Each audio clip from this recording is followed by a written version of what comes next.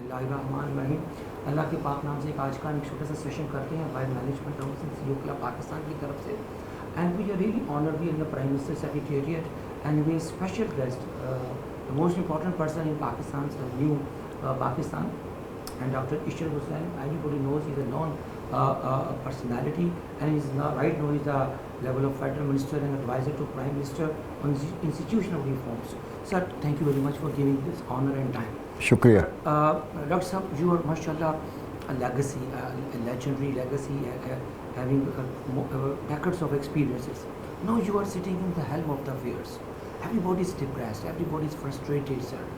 What is your take? What is the initiative for the last 1 year in government? If I ask the performance, especially your take on institutional reforms, what are the steps silently, because you people are working silently? What are the initiatives which can turn around Pakistan, sir? So first of all, thank you very much for inviting me to appear on this interview. If you look at Pakistan's economic history, it can be divided into two parts. One from 1950 to 1990. And despite many challenges, such as the influx of 8 million refugees from India, the war of 1965, the separation of East Pakistan in 1971, the nationalization by Mr. Bhutto, and the Afghan war of 1980s, Pakistan was one of the top performers as far as economic development was concerned among the developing countries. Many developing countries used to come and visit Pakistan in order to learn as to what they can do for their own countries. From 1990 to date, we have now become a laggard in the whole South Asia. Before 1990, India was growing at 3% per annum, and it was called Hindu rate of growth. The poverty was 40 to 50%. Pakistan was growing at 6 and 6.5%. Poverty had declined to 25%, and we were considered as a role model. Why all of a sudden from 1990 till today, Pakistan has fallen behind even Bangladesh, which is doing so well? And that I think we have to examine. We are so obsessed with the short run, day-to-day situations that we forget about the larger canvas. True.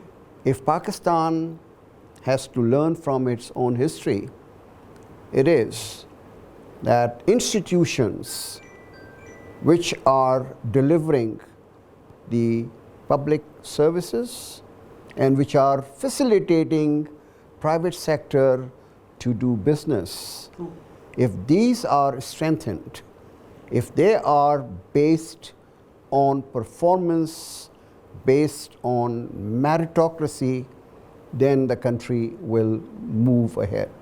Otherwise, you would have energy crisis because your discos are not functioning well. You will have a law and order situation because your police stations are being bought and being auctioned. You would have the problem in education where teachers are being appointed on political basis rather than their own competence. Health services, the doctors do not appear at the scene and the patients are just dying there. So if you look at all the problems which you are facing today, it is the failure and non-functionality of our institutions. And unless we do fix these, we are not going to go anywhere. It was the PIDC which led to industrialization of Pakistan. There was not one single factory in Pakistan at 1947. It was WAPDA which created the Indus Basin Works, Tarbela Dam and Mangla Dam, which have made us self-sufficient today. It was the Agriculture Development Corporation which brought in the Maxi-Pak seed and rice and revolutionized the whole food chain of Pakistan. It was PIA which established Singapore Airlines, which established Emirates Airlines. These were the quality of our institutions.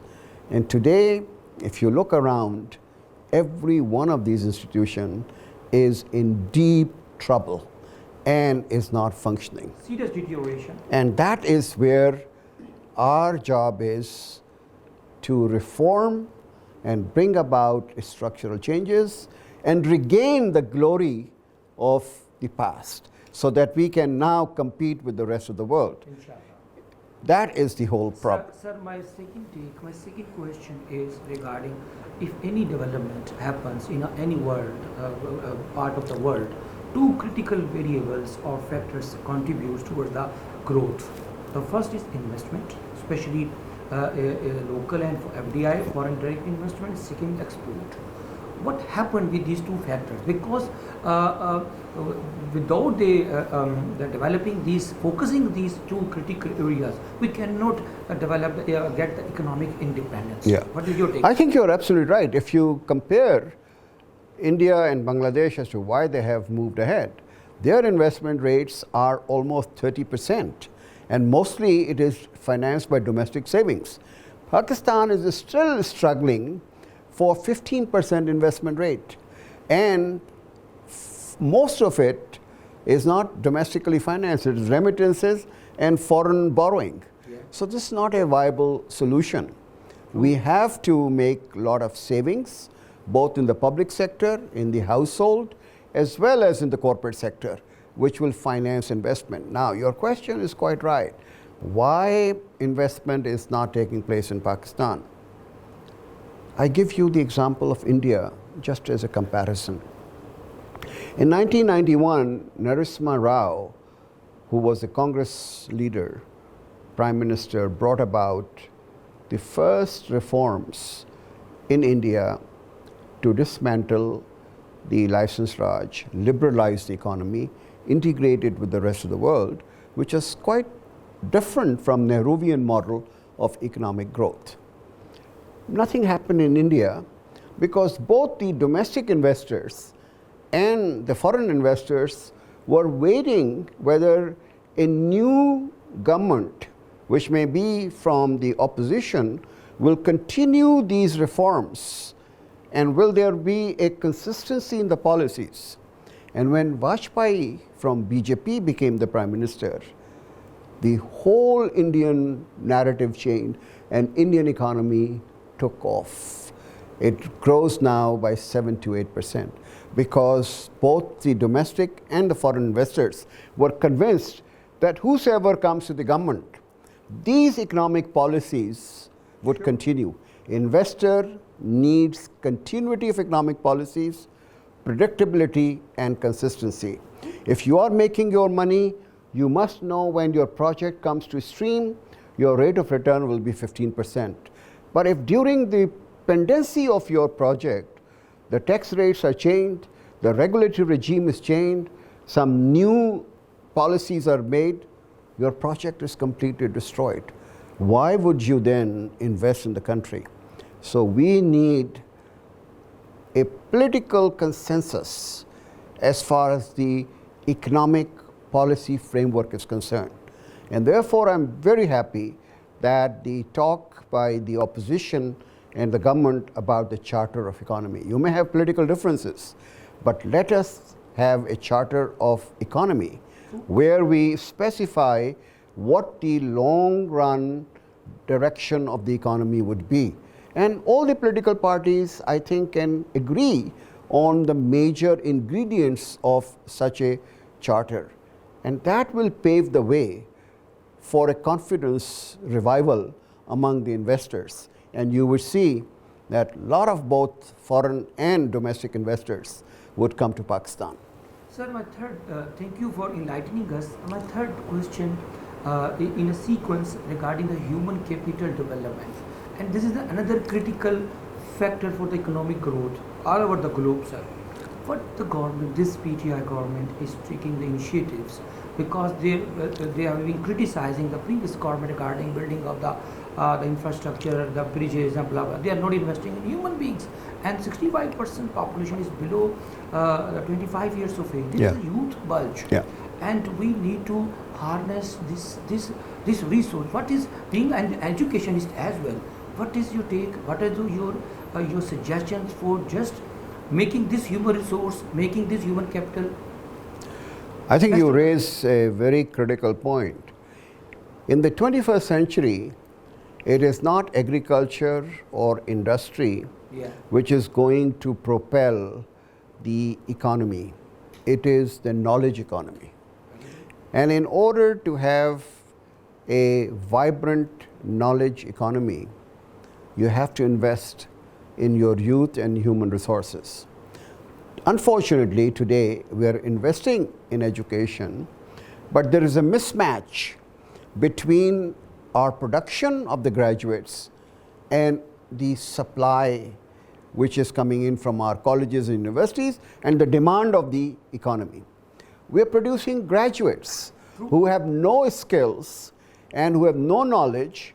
They have cheated at the exam, they have got their degrees, and they flown around their degrees, but their knowledge content is zero. While at the same time, this country needs technical and skilled manpower. It needs mechanics, it needs air conditioning experts, it needs plumbers, it needs electricians, it needs HVC experts. You have paramedicals, electromagnetic scans which are coming up in the medical field. You need equipments and laboratories. These are the demands of the economy, and we have to cater to these demands.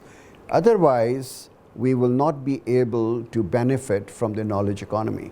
So technical and vocational training right from the school days, and science, technology, engineering and mathematics at the higher education is the only way we can carry this country forward in the 21st century and meet its challenges. Sir, again, very, you just nailed the on the top, sir. My next question is regarding this, nurturing the spirit of entrepreneurship. Everybody's talking about the taxes, amnesty, the blah blah, corruption narrative. Is a very toxic narrative, sir. We need to focus on the spirit of entrepreneurship, develop the wealth creation. We should develop the people, and people develop the create the wealth, sir. This is the model of the USA, model of the Chinese model. Sir, what is your take on especially developing, nurturing the ecosystem of entrepreneurship? Ultimately, that will lead to the economic development of the Pakistan. You are quite right again that the future lies in innovation and entrepreneurship. True. But for that, you must have a level playing field. If you are an entrepreneur in the formal sector and you are paying all your taxes and all your cesses and complying with the law, and you have a competitor in your own industry who is in informal sector, not paying any taxes, not complying with laws, would you be able to survive? No. Not at all. So what we are trying to do is to create a level playing field for people who have ideas, who are innovative, so they can set up their own companies, their own industry in the formal sector, so that the informal sector is also in the tax net. If they are in the tax net, if they are formalized, then it is a level playing field. True. So we are creating level playing field. But in all human endeavors, if you move from one place to another, you have costs and disruptions. Even if you walk from this place to the 0 point, you will have some cost to incur. This transition which is taking place will have some immediate short-term costs. But in the future, this economy is going to be much better than what it is today.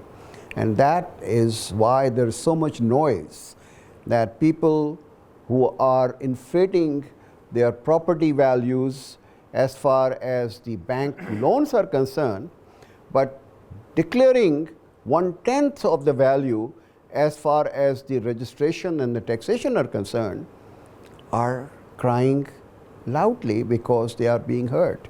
The people who have been taking sale tax from the customers but not depositing in the FBR kitty, they are now being followed because we have a whole integrated data system. We know Ejaz Nisar has gone 6 times abroad, and he must have paid at least 12-15 lakhs of rupees on these trips, and he has not filed a return and has not shown any income. Now we can go to you without harassment, without extortion, and show you the evidence. It's like the traffic policeman. When I go to the motorway, he comes to me and says, "Sir, this is the radar screen of the driver. He was speeding at 125 as compared to 120. So you have visual evidence. No question. Now you cannot argue with him. Same, this database will be confronted. So the income tax officer cannot make a deal, side deal with you. अच्छा इतने पैसे मुझे दे दो, तुम्हारा नाम निकल जाएगा. Because his boss is looking at the same data and says, where is Ejaz Nisar's tax return? How much tax has he, filed? That is what we are trying to do. Artificial intelligence, data analytics will give us a lot of insights which we will use for bringing in new taxpayers into the tax base. And when you have new taxpayers, then entrepreneurship will also flourish because they don't have a disadvantage compared to those who are in the informal economy. Dr. Sahab, another very critical question related to the previous ones, and that is a perception. It is said perception is more powerful than reality. So what is the government is doing, because the perception around globally and local is very negative, narrative. So what is your take, what is it, especially the country's image building, the country's branding, countries developing the credibility, the perception management. This is my mind, this is my understanding. Relevant departments are not functioning, not in the right directions. They are selling the Pakistan narrative to the globe, and wherever we go, we are selling our negative points rather than positive points. कोई दवाई की पर्ची होती है ना sir, उसमें उस पर छोटी सी ऊपर ना दवाई के अंदर लिखा होता है, उसमें उसके नेगेटिव साइड की साइड इफेक्ट्स लिखे होते हैं कि ये दवाई है, इतनी बड़ी गोली है, वो नज़र नहीं आ रही होती, अच्छी चीज़ नज़र नहीं आ रही होती, उसकी वो जो छोटी छोटी बारीकियाँ होती हैं वो हम उसको प्रोजेक्ट करते हैं. Why we are not projecting? Because it is too early. When you are making a huge transformation of the economy, there will be a lot of people who will be upset, because those who believe in the status quo are the beneficiaries of the existing system. So if you disrupt the existing system, They will have pain. you disrupt the status quo, then there will be pain. They will cry because they're not used to it. That is what people say, that no gain without pain. So this is a period where the country has to go through the pain in order to achieve long-term sustained gains for the future. If after 5 years this economy is not able to grow by 6 to 7%, if the employment rate is not higher, if the living standards of the people are not high, then you are all very justified in asking the questions, what happened? We made those sacrifices, but things haven't improved. You will be justified, but you have to wait. One of the things which we lack in Pakistan is patience. We are so impatient that we need results overnight. This government has come in only 10 months ago, and it is cleaning up a lot of things. Therefore, it cannot produce results. It will take some time. But our patience threshold is very low, and that's why the perception is related to this patience threshold. We want instantaneous results, and that's not what you're getting. Sir, again, 2-3 short questions. Again, the biggest pain nowadays, for over many years, Pakistan is facing, that is the height of joblessness. and the unemployment, rather than unemployability as well. What is your take on this government's narrative, like crore jobs and because industrialization, industry's growth, industry growth is very low, negative, because industry gives the jobs. One industry gives 500 laborers who are employed there, sir. What is the take, especially developing the SMEs, small and medium enterprises, and then going to the big level and focusing on this unemployment? Let me clarify something which is not very popularly known. Pakistan's structure of economy is agriculture 24%, services sector 56%, and industry only 20%. And large scale manufacturing does not produce as many jobs because it is capital intensive and it is skill intensive. True. But services produce more employment than industry for the simple reason that you go to a restaurant, you'll find the cooks, the waiters, managers, and helpers.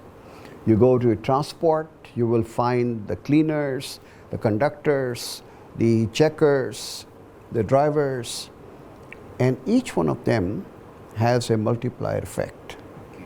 And therefore, we have no other option but to upgrade the quality of our services so that more employment can be created.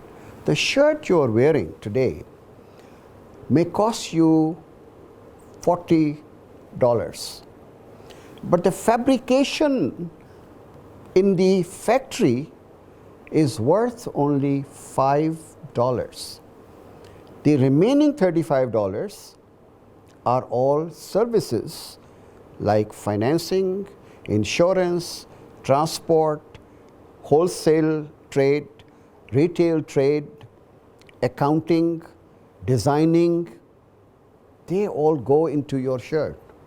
The factory value addition is only $5 out of the 40. This iPhone, which you and I have, is made in China. But China gets only 5% of the value. 95% of the value is coming from Taiwan, from Korea, from the US, in form of different components and intellectual property. The Apple company, so if you look at advertising, you look at accountancy, you look at legal services, you look at financial services, they make a lot of money and they make a lot of jobs. So we have to change our thinking that it is only the factory where the services are concerned. And I relate it to my knowledge economy. I was a chairman of the Indus Valley School of Art and Architecture. The highest number of jobs which were given to the Indus Valley School were in textile design. Every single textile company was hiring our graduates for coming up with the new designs. That's the intellectual property. And they were being given very high salaries. So the name of the game today is intellectual services. And therefore, education, which I described to you, should be in a certain orientation. And these services will create the nexus through which jobs can be created. Just the factory workers of unskilled laborers, that is not the right model for the 21st century. Sir, another being you have a State Bank governor, former of State Bank, and you just transformed, and a very great success story of State Bank of Pakistan, alhamdulillah. Sir, with this access of the agencies to the privacy of the customers in banking, do you think our banking system will not be in trouble? People will be having the withdrawals of deposits. No, you must What have. is your take on No, you must have financials? checks and balances. You must have controls which make sure that the privacy of the individual depositor is not violated. Yeah. But at the same time, if there is a prima facie inquiry whether this individual has Benami accounts or not, Yes, of course, then the bank has the moral obligation, not only legal, moral obligation to cooperate with the tax authorities. So I think if you have a proper checks and balances and you protect the privacy of the individuals and only share that information where there is a suspicion, because the FATF also has become pretty strict as far as the suspicious transactions are concerned. And you can see how many fake accounts are being created in our banks. And the banks have the obligation that they must not create those fake accounts. And the reason why this whole problem of the money laundering and terrorist financing is arising because the banks are not exercising their due diligence. Sir, another painful question from just not macro level but micro level, and that is inflation. That is hitting the people, especially the middle classes, really evaporated, sir. Because dollar just crossed 160 today, and $1, what is the effect on the whole economy, and especially the electricity prices, the gas prices being increased from just the 1st of July. What is it is not controlled, managed. This inflation, it is really hitting hard to the especially salary restructuring. And what is your take on it? No, I think inflation hits the poor most because they don't have any assets. So you have to protect the poor. Yes. So 5.6 million households are getting cash transfers from the government every 3 months. And that amount has now been increased from 100 billion. The SARS program? SARS program. BISP and SARS, Health Insaf Card and all others. From 100 billion to 200 billion in order to protect the poor. Did you justify the scale of the situation? 5.6 million households means you have 30 million population, which is for your poverty line. Besides that, 75% consumers of electricity fall below 300 units. They are being subsidized. The government is paying 216 billion rupees out of the budget in order to protect that. So we are obligated that the pernicious effects of inflation do not hit the poor. Now, who are the sufferers? It is the white-collared middle class. Yes. The white-collar middle class is not getting relief from that I can agree with you. But any welfare state has to first of all take care of the poor and the marginalized. And our resources are limited. True. You can see how much is our fiscal deficit and how much we have to pay for debt servicing alone. Imagine if we had a 2,900 billion instead of that, if we were paying only 1,900 billion for debt servicing, this 1,000 billion could help us in controlling inflation because we would subsidize the electricity, gas, and other things. So I think that is the point which I wanted to make. So we have a shortage of resources. As the economy grows, we will be able to do it. Sir, last question. What is your optimism, especially regarding the coming years, because the time is difficult. We are passing through testing times. What is the future? Where do you see Pakistan? The answer is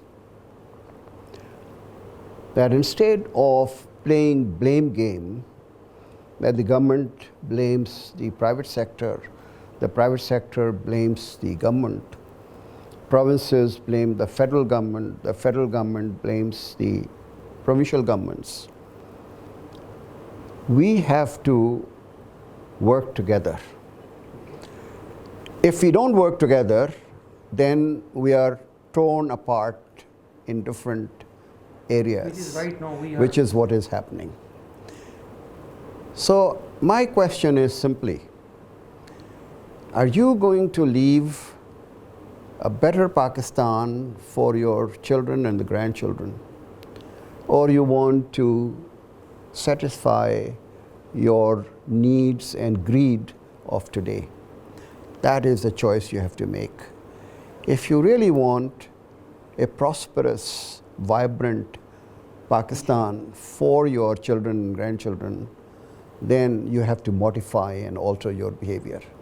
You tell me, when I was the governor, people were defaulting on 5 lakh loan while purchasing 70 lakh rupees car SUV. Not only one, but many cars, living palatial houses. Is that justified? You tell me that.